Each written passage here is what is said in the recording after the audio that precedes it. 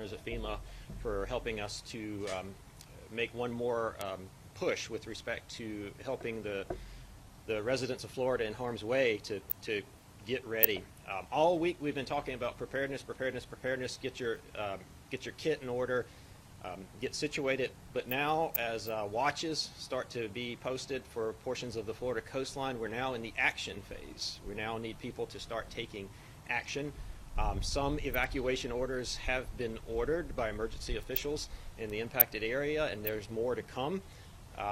Probably later today, and I want to stress that if you're ordered to evacuate, that you must comply with those evacuation instructions. So many times we see people second guess emergency managers and evacuation instructions, and it often costs them dearly. The portion of the coastline that is expected to be impacted, there's two things that concern me. First and foremost, it hasn't had a major hurricane impact in a long, long time, so we have a lot of coastal residents that probably don't have a ton of experience with major hurricanes. Also, this portion of the coastline, the west coast of Florida, is incredibly vulnerable to storm surge, very, very vulnerable to storm surge, and this is the quintessential case of not focusing on the exact track, because we won't have to have the track the center make a direct hit for there to be significant storm surge along the Florida west coast. We're indicating the potential for as much as 10 feet of storm surge in portions of the Florida west coast.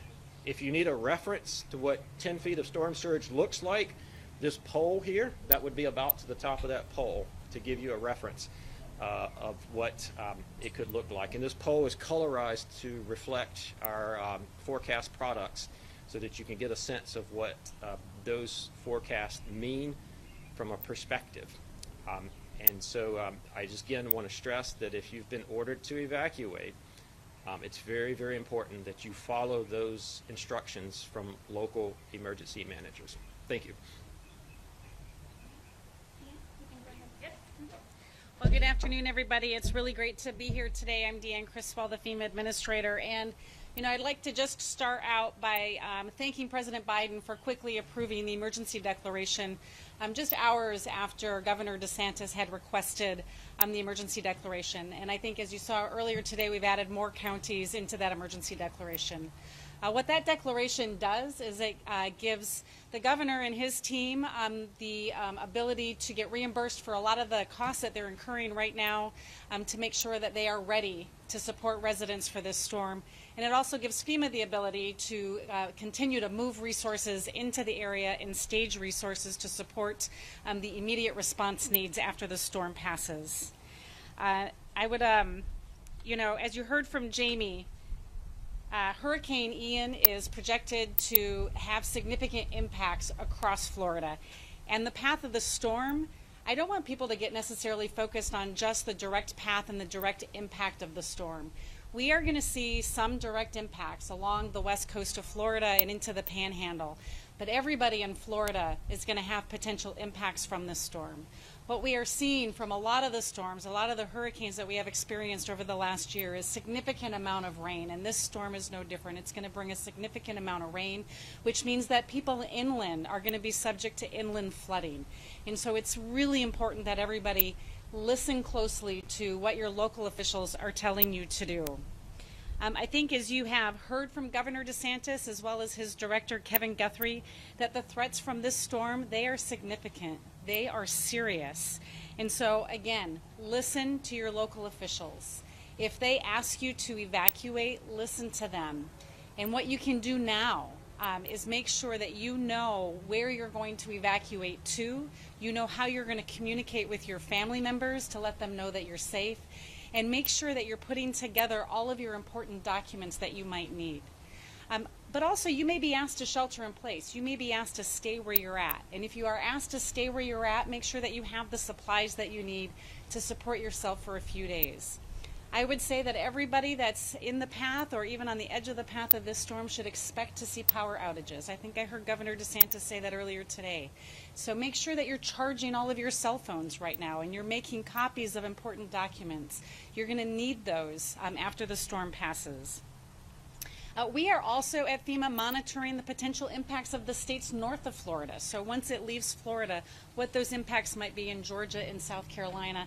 And I'll be reaching out to the governors there as we get more information.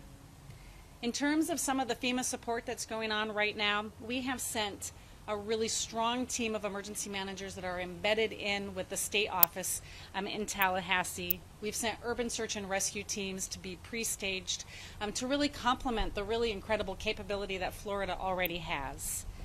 We have commodities that are located across the United States. We are pre-positioning some of them closer to Florida, so we'll be able to move those in very quickly if needed once the storm passes.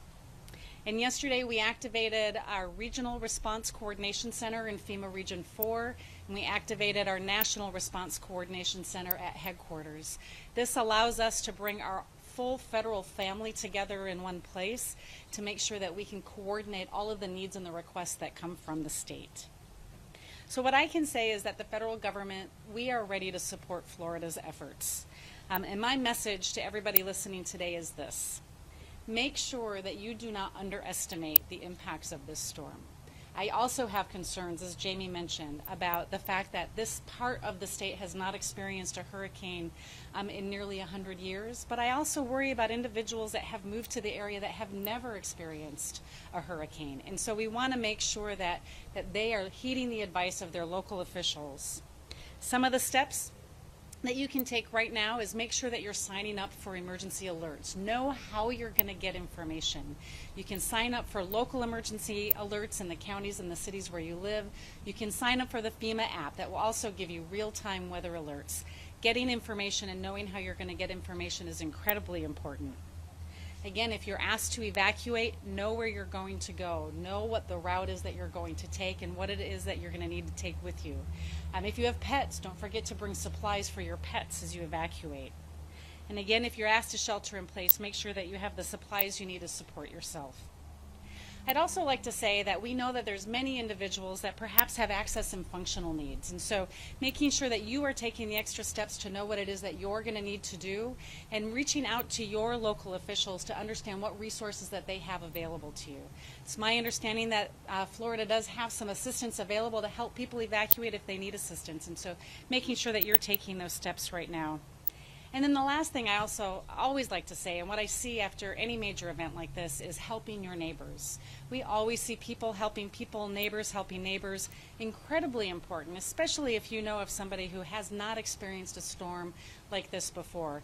Helping them understand what it is they need to do. Checking in on your neighbors that might need some special assistance after the storm passes. Really, our neighbors, they are our first responders, and the work that they do after a storm passes really helps the first responders do their jobs more quickly and more efficiently. So I'll just repeat really quick on some of the steps that you can do. Make sure you're signing up for local emergency alerts, making sure you're identifying local shelters if you need to go to one, know what your evacuation plan is, check on your neighbors, and encourage all of your loved ones to do the same. I think if you've heard me say before, and I'll just say it again, we are ready. FEMA is ready to support Governor DeSantis and his state's efforts to respond to this incident. We will be here through the response and any recovery that's needed. Thank you very much. Thank you, Deanne, so much. Okay, so we're going to go ahead and start taking some questions. So first off, please state your name, your affiliation, and who you're going to direct your question to. All right? So go ahead.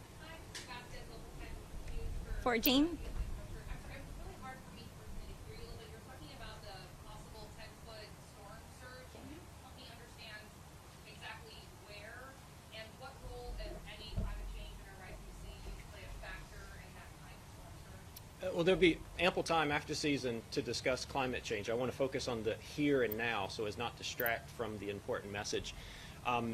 While the entire west coast of Florida is very susceptible to storm surge based off the existing track, the 10-foot is projected in the Tampa Bay area, in and around Tampa Bay, and you can go see that on our forecast to get a more precise depiction. That's not to take away from areas farther south that they also are projected to get a significant storm surge, but the 10 was in reference to the Tampa Bay area. All right. Can I just ask real quick? There's a high tide right now. Can you talk about like the keys? I believe water may be a little higher. Yep. For the keys. Yeah. It's factored into our forecast. Both the tide and any unusual, we're in the fall where water levels tend to run higher than usual this time of year because of the time of year. That's all in the forecast. I was just in the Keys a week ago, and and well beyond this storm, and the water at high tide was very close to some roads. So that's why, even though the 2 to 4 feet down there probably doesn't, it gets overshadowed by this 10 foot that I was talking about farther up the coast. But that has the potential to be a pretty impactful event down there as well, because it could cut off roadways and make it hard for people to move around. Great question. All right.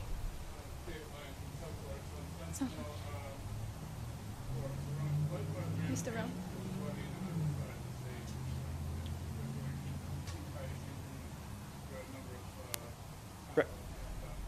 So you're talking about Southeast Florida? So Southeast Florida, as the current projections would, we would have a little bit higher than normal, water levels that would obviously be disruptive in certain places, but wouldn't rise to the level of life-threatening based off the current forecast. Was that your question? Hello, I'm at Critical Intelligence. There's an insurance crisis, property insurance, but there are a lot of uninsured properties, condos down the coast. Does FEMA play a role in the loss of property and homes when it comes to that when there's no insurance? It's a great question. So the number one resource for individuals to start their recovery efforts is through their insurance, but we do understand that there are a lot of families that are either underinsured or have no insurance. Those types of costs are the types of costs that are eligible for FEMA programs, but keeping in mind that FEMA programs are not designed to replace insurance, but they are designed to help jumpstart that recovery process and get some of those initial repair measures in place so people could stay in their homes.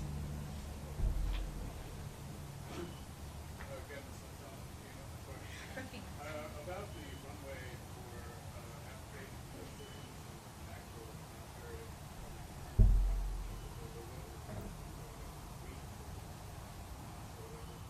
Yeah, so right now what we have is what we call a pre-landfall emergency declaration. This gives the state of Florida the ability to get reimbursed for a lot of the emergency measures that they're putting in place to make sure that they can protect Floridians. After the storm has passed, we will assess the damages to that storm, and if the governor deems that there's been enough damage to ask for a federal major disaster declaration, that could potentially include damage to homes. We just need to wait and see what the impacts from the storm are and see if there is a request. Okay, one more question? Yes. This is Mohammed with CBS News. What's your message to a lot of diehard Floridians that have said they've written out hurricanes before? They're saying right now, you know what, we have undergone this before, and we've been safe, and every year they tell us to panic, but we don't have to panic. Just ride it out. What's your message to them? That's a very good question, and one that is near and dear to my heart.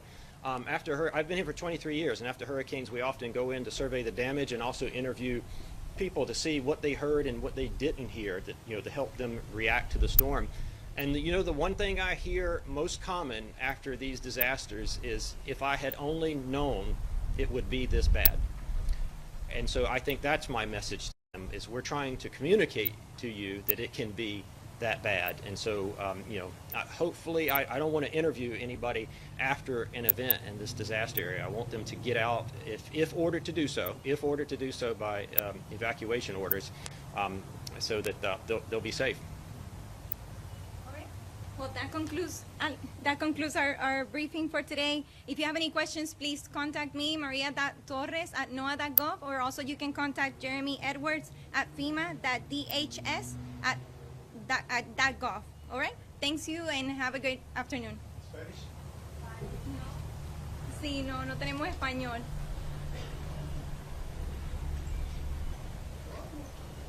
Si quiere le puedo dar un mensaje. Thank you guys.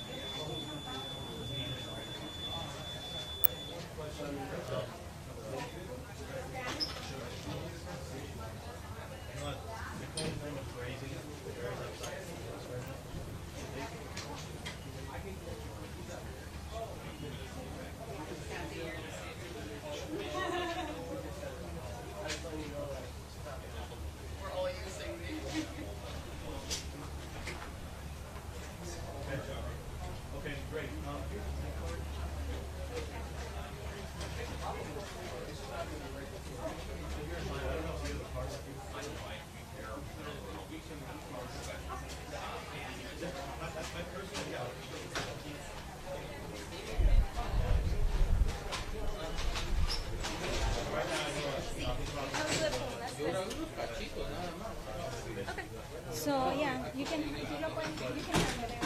You're good. Can you reach out to the pool for Spanish and you already have the number. It's 227-0439. I have it. You have it, man. You're awesome.